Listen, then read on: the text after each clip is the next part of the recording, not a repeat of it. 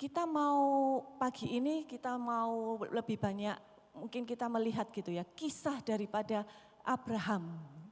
Kita mau banyak membaca Alkitab pada hari ini ya. Kita buka di dalam Kejadian, kita mau lihat bagaimana sih perjalanannya Abraham gitu ya. Satu tokoh yang mungkin Bapak Ibu sudah tahu dan hafal jalan ceritanya. Tapi pagi ini kita mau lihat lebih dalam lagi. Kita mau lihat pertama kali Tuhan berjanji kepada Abraham ya. Apa sih janji Tuhan kepada Abraham? Itu ada di dalam Kejadian 12 ayat 1 sampai 3. Jadi hari ini kita akan melihat kitab Kejadian dari 12, 13, 14, nggak tahu ya berapa lama gitu kan ya. Ya, coba kita buka di dalam Kejadian 12 ayat 1 sampai 3. Di sini dikatakan, pergilah dari negerimu, dari sanak saudaramu dan dari rumah bapakmu ini ke negeri yang akan kutunjukkan kepadamu. Aku akan membuat engkau menjadi bangsa yang besar dan memberkati engkau serta membuat namamu masyhur dan engkau akan menjadi berkat. Aku akan memberkati orang-orang yang memberkati engkau dan mengutuk orang-orang yang mengutuk engkau, dan olehmu semua kaum di muka bumi akan mendapat berkat. Bapak Ibu sudah tahu ya janji Tuhan kepada Abraham ini ya, terkenal ya, ada 3. Abraham disuruh apa? Pergi, benar enggak? Pergi ke tanah, pergi dari negerimu dan dari sanak saudaramu ke negeri yang akan kutunjukkan. Ini awalnya Abraham keluar dari tempat dan pergi ke negeri yang bahkan dia tidak tahu. Ya.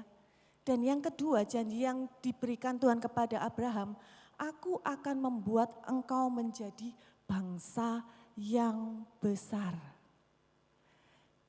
Pagi ini saya akan mengulas janji yang kedua aja, karena kalau semuanya nanti panjang dan lebar dan kemana-mana gitu kan. Jadi kita akan lihat janji Tuhan yang kedua kepada Abraham. Dikatakan, aku akan membuat engkau menjadi bangsa yang besar. Itu dikatakan Tuhan kepada Abraham, pada waktu itu Abraham sudah berusia 75. Ya, 75 kita lihat, kita hitung-hitung ini hari ini. 75 usia Abraham, dia terima bahwa aku akan memberkati engkau menjadi bangsa yang besar. Pada saat itu Bapak Ibu tahu bahwa Abraham sudah usia berapa? 75 dan diketahui bahwa Sarah itu mandul. Menjadi bangsa yang besar artinya bahwa akan ada keturunan-keturunan. Benar ya Bapak Ibu ya? Kalau untuk menjadi bangsa yang besar, besar itu bukan cuma satu. Besar itu banyak gitu kan. Dan disebut bangsa, bukan keluarga yang besar. Kalau ngomong keluarga yang besar berarti saya mempunyai anak banyak gitu kan, benar enggak? Tetapi ini disebut bangsa yang besar. Ya.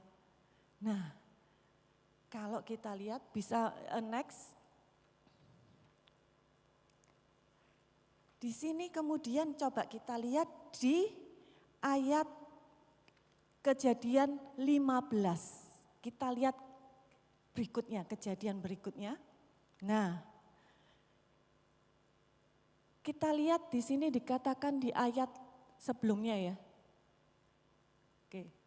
Kejadian 15 ayat 5 sampai 6 ini adalah pengulangan janji Tuhan yang kedua kepada Abraham. Nah, Tuhan itu kan sudah berjanji tadi, benar enggak? Tuhan akan membuat Abraham menjadi bangsa yang besar. Nah, Abraham terus kemudian bilang, kalau saya kan cuma nulis di ayat 5-6, tapi kalau Bapak Ibu baca di ayat 1 sampai 4, ada perkataannya Abraham, tapi Tuhan, ini Abraham mulai ngomel, aku loh enggak punya keturunan. Kalau aku nanti mati semua, itu ceritanya dari pasal 12 sampai 15 Abraham sudah kaya raya gitu kan. Semua milikku ini akan aku kasihkan ke Eliezer, orang Damsyik itu.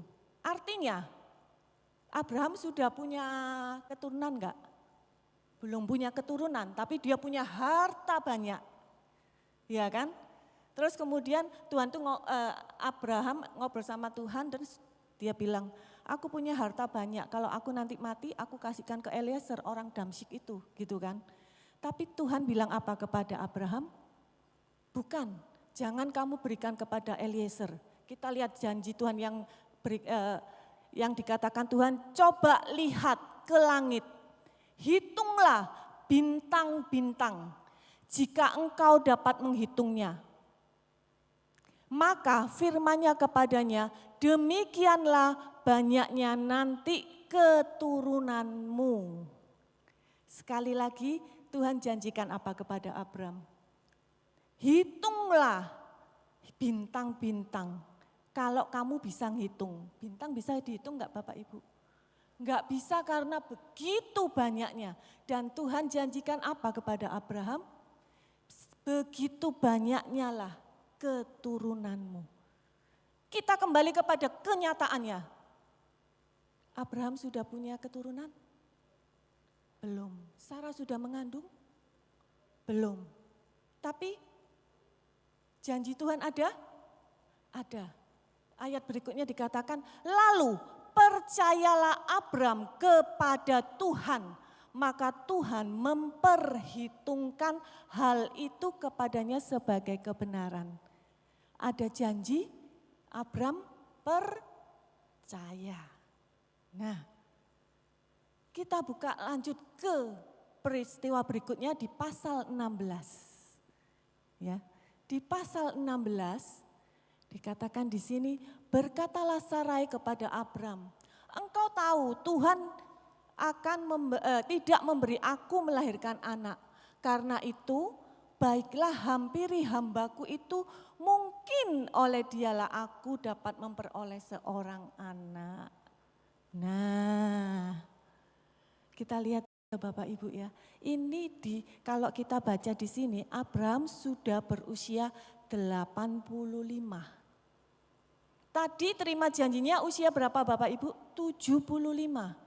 Artinya sudah 10 tahun berjalan dan Abraham sudah punya anak Bapak Ibu? Sudah punya keturunan? Belum. Sarai tahu enggak kalau Tuhan itu berjanji kepada Abraham? Tahu. Mulai berpikir sudah 10 tahun. Tapi janji Tuhan belum terjadi. Otak kita manusia berjalan. Kalau gitu gimana caranya supaya suamiku ini punya anak, gitu kan Sarai. Terus kemudian dia merancang, oke, aku mempunyai seorang hamba namanya Hagar. Kamu nikahin dia supaya kamu mempunyai anak. Seberapa sering kita menerima janji Tuhan, kemudian kok belum datang-datang, terus kemudian kita mulai merancangkan sesuatu yang kira-kira itu bisa mewujudkan janji Tuhan itu. Sarah melakukan itu. Dia berpikir bahwa janji Tuhan, Abraham akan menjadi bangsa yang besar, mempunyai keturunan yang banyak, artinya harus mempunyai anak. Tapi kenyataannya belum mempunyai anak. Aku bantu Tuhan lah, bantu Tuhan supaya rencananya Tuhan terjadi, aku bantu Tuhan. Saya kasihkan hambaku Hagar supaya suamiku punya keturunan. Terjadi Bapak Ibu? Terjadi karena siapa bener namanya? Ismail lahir, bener enggak? Ismail lahir. Nah, kita lanjut lagi Bapak Ibu. Masih oke? Pengen tahu lebih lagi gimana kisahnya? Kita buka Alkitab kita berikutnya di dalam pasal 17 ayat 5 sampai 6. Nah, di sini sudah 13 tahun berjalan sejak Ismail lahir. Artinya sudah 23 tahun, ya, 23 tahun pada saat Abraham menerima janji itu. Dikatakan di sini sekali lagi loh, Tuhan itu ngomong lagi, Karena itu namamu bukan lagi Abram, melainkan Abraham, karena engkau telah kutetapkan menjadi bapa sejumlah besar bangsa. Aku akan membuat engkau beranak cucu sangat banyak. Engkau akan kubuat menjadi bangsa-bangsa dan daripadamu akan berasal raja-raja. Semua lagi diulang sama Tuhan. Kalau kita jadi Abram mungkin, Tuhan kamu ini loh kok cuma ngomong tok gitu kan. Sudah 23 tahun berjalan. Tapi loh, ya kan, benar enggak? Kenyataannya aku sudah punya Ismail sih, sudah usia 13 tahun sih gitu kan. Dia bilang, iya aku sudah punya Ismail, tapi Tuhan bilang apa? Bukan dari Ismail keturunanmu yang besar itu. Lah, sudah ada Ismail, sudah ada keturunannya, tapi Tuhan bilang apa? Bukan dari Ismail. Sudah berapa lama Bapak Ibu berjalan? 23 dari waktu yang pertama kali dijanjikan. Tahun depannya kita lihat di ayat berikutnya, di ayat 18. Dan firman-Nya, sesungguhnya aku akan kembali tahun depan. Ini dari hamba Tuhan ya, menyampaikan kepada Sarah. Mendapatkan engkau pada waktu itulah Sarah istrimu akan mempunyai seorang anak laki-laki. Kali ini apa yang dikatakan oleh hamba Tuhan itu lebih jelas. Dikatakan tahun depan kalau aku ketemu kamu lagi, kamu sudah akan mempunyai seorang anak laki-laki. Dan Sarah pada waktu itu enggak percaya sampai dia tertawa. Kenapa? Karena dia sudah tua. Sudah usia berapa, ya kan? Dan kita lihat Kejadian 21 ayat 2, maka mengandunglah Sarah lalu melahirkan seorang anak laki-laki bagi Abram dalam masa tuanya pada waktu yang telah ditetapkan sesuai firman Allah. Di usia berapa Bapak Ibu? 100 tahun. Dari masa Abram menerima janji Tuhan yang pertama, aku akan menjadikan engkau bangsa yang besar. Sampai Ishak lahir, itu 25 tahun. Ini salah satu dari janji Tuhan aja. Tapi sebenarnya ini adalah awal dari penggenapan janji Tuhan kepada Abraham. Kenapa? Karena anaknya masih satu. Apakah pada saat Abraham usia 100 tahun, Abraham sudah menjadi bapa dari bangsa yang besar, Bapak Ibu? Belum. Dia masih baru mempunyai seorang anak. Cikal bakal dari satu janji Tuhan untuk menjadi bangsa yang besar. Kalau Bapak Ibu telusuri timeline atau kehidupan daripada Abraham, Bapak Ibu akan menemukan bahwa butuh 425 tahun untuk menggenapi pada saat dari keturunan Abraham itu menjadi bangsa yang besar, yaitu pada waktu bangsa Israel itu keluar dari Mesir. Itu butuh 430 dengan istilahnya bangsa Israel sudah banyak sekali enggak terhitung. Butuh 25 tahun untuk itu. Apakah Abraham melihat janji Tuhan Bapak Ibu? Apakah Abraham melihat janji Tuhan Bapak Ibu? Tidak. Abraham tidak melihat janji Tuhan itu digenapi. Karena Abraham meninggal di usia berapa? 175 tahun. Oleh karena itu di dalam Ibrani tadi dikatakan apa Bapak Ibu? Dalam iman mereka semua ini telah mati sebagai orang-orang yang tidak memperoleh apa yang dijanjikan itu. Tetapi yang hanya dari jauh melihatnya dan melambai-lambai kepadanya. Dan yang mengakui bahwa mereka adalah orang asing dan pendatang di bumi ini. Terus, Buat apa janji Tuhan? Bilangnya bangsa yang besar, keturunanmu banyak sebanyak bintang di langit. Tapi loh aku nggak melihat. Tahu gitu saya diam aja. Nggak usah berbuat apa-apa, nggak melakukan apa-apa.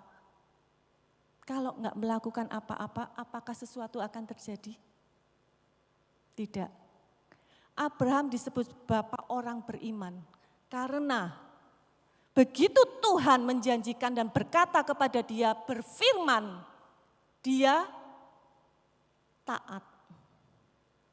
Dia tidak pernah meragukan firman Tuhan. Dia langsung melakukannya. Jadi pagi hari ini kita mau belajar dari Abraham ini. Dari sekelumit aja ya, secuplik kisah dari Abraham ini bagaimana dia mempunyai anak Ishak. Karena setelah itu masih banyak permasalahan dari Abraham. Ishak lahir, Ishak dikorbankan dan lain sebagainya masih banyak. Tapi kita hanya secuplik aja dari kisah bagaimana Abraham memiliki Ishak. Kita bisa belajar sesuatu Bapak Ibu. Dan saya mengajak mari kita sama-sama belajar. Satu hal yang kita bisa pelajari pertama kali adalah pada saat kita menerima janji Tuhan, kita perlu apa? Percaya. Dikatakan maka Abraham percaya kepada firman Tuhan.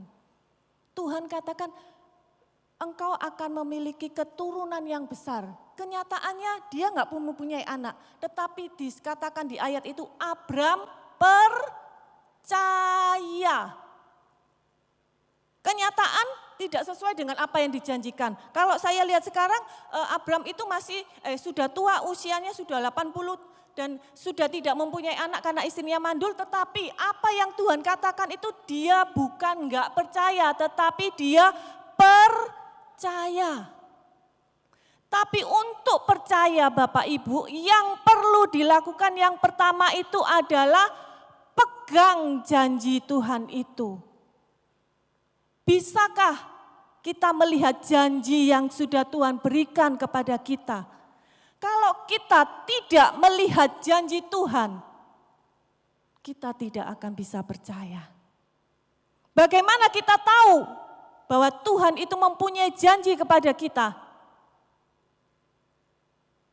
Kalau kita punya hubungan dengan Tuhan, kalau kita kenal Tuhan kita, kalau kita membaca firman-Nya dan kita terima janji-janjinya. Langkah pertama berarti sebelum percaya, apa Bapak Ibu? Cari dulu apa itu janji Tuhan kepada dalam hidup kita. Kalau kita sudah tahu, kita percayai. Langkah berikutnya adalah taat. Langkah berikutnya adalah taat. Abraham, kita tahu bahwa Abraham adalah orang yang taat.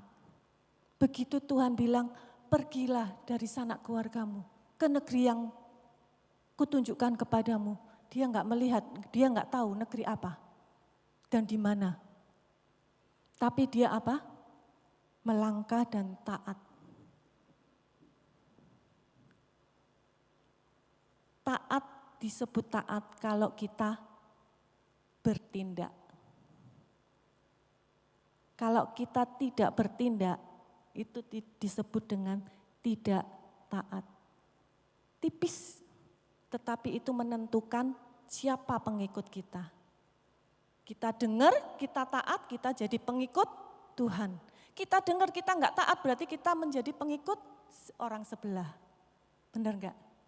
Dan orang yang sebelah itu akan selalu berusaha supaya kita tidak taat. Karena kalau kita taat, maka janji Tuhan itu akan terjadi.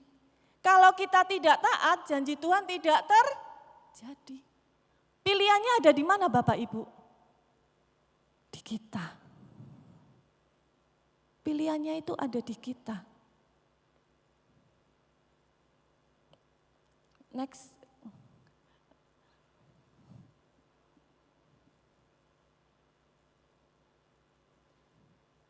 Next lagi. Enggak ada. Nah, kita lihat ya. Tuhan berfirman, Abraham mendengar, percaya dan taat, maka Tuhan bertindak. Sedangkan kita sukanya apa kita? Sukanya Tuhan bertindak kok sekarang, begitu enggak?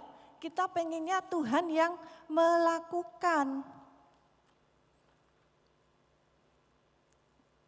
Nah, artinya bahwa Bapak Ibu, antara yang memberi janji dan yang menerima janji itu perlu ada hubungan. Perlu ada hubungan antara orang yang memberi janji dan yang menerima janji.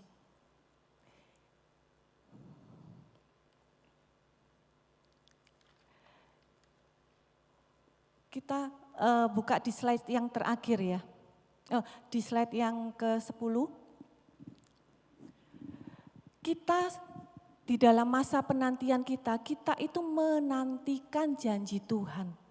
Kita menantikan supaya Tuhan itu bertindak.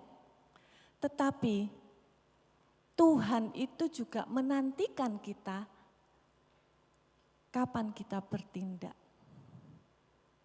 Jadi bukan hanya kita yang menantikan. Kita menantikan supaya Tuhan bertindak, tetapi Tuhan itu menantikan kita kapan kita itu bertindak. Kalau kita tahu bahwa Tuhan itu tidak pernah meninggalkan kita, seperti orang yang berjabat tangan Romawi ya, saling berpegangan, Tuhan itu selalu memegang tangan kita, tetapi kadang kita itu nggak pegang.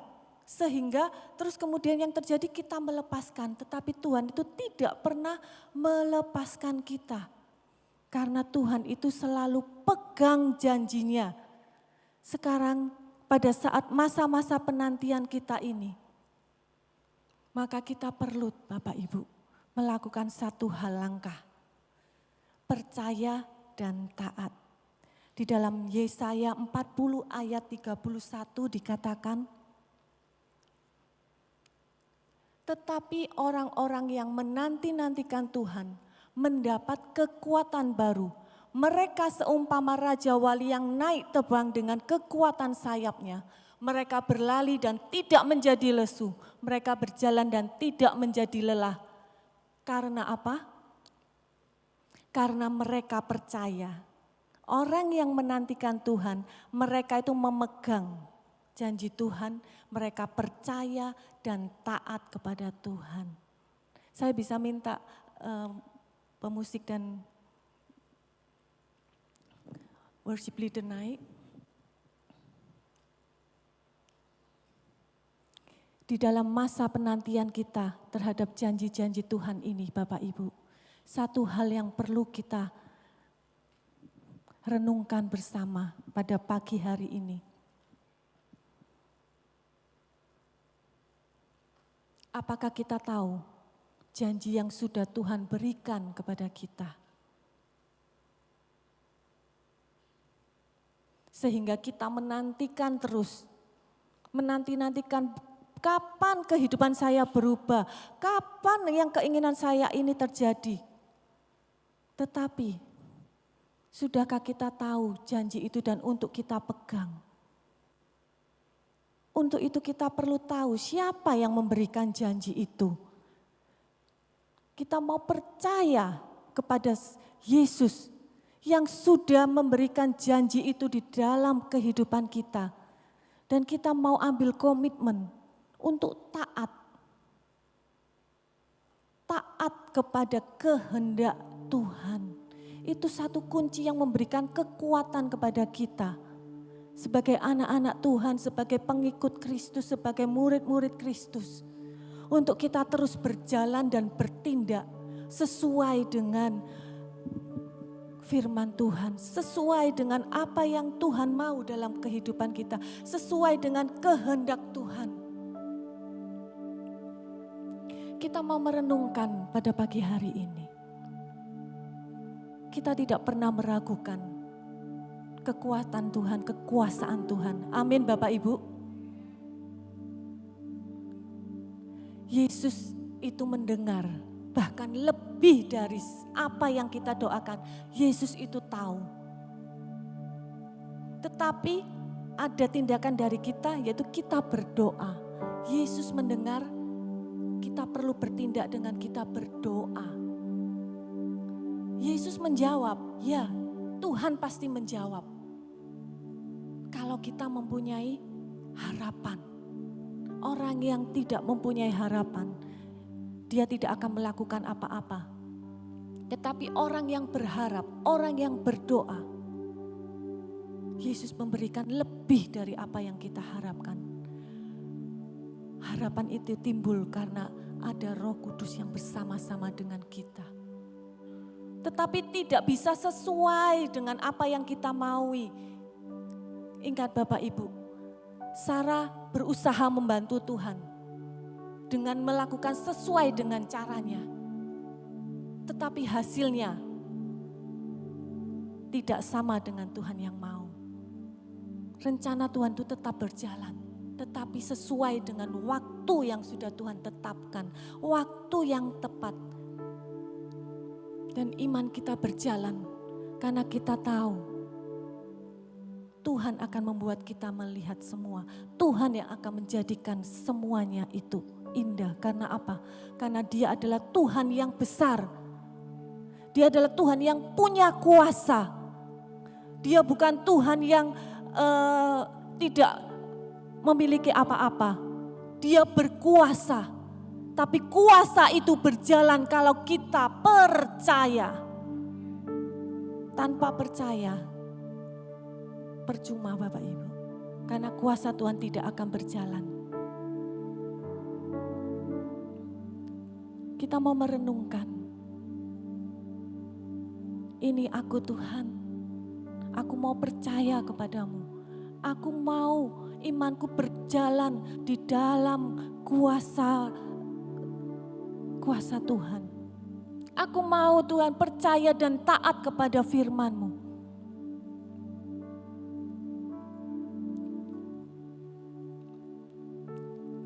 Yesus mendengar lebih dari yang kudoakan.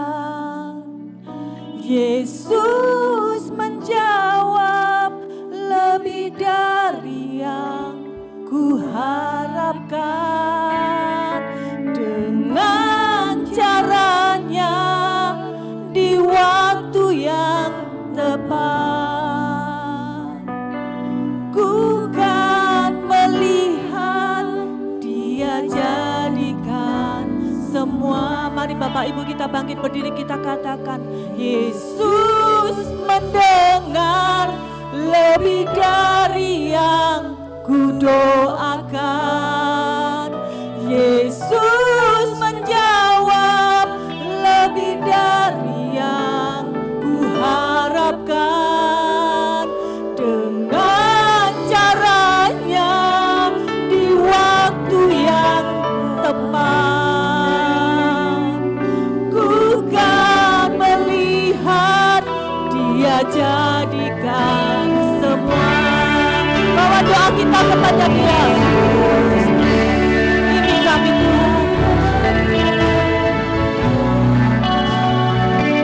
Yesus menjawab lebih dari yang kuharapkan. Dengan caranya di waktu yang tepat, ku kan melihat Dia jadikan semua.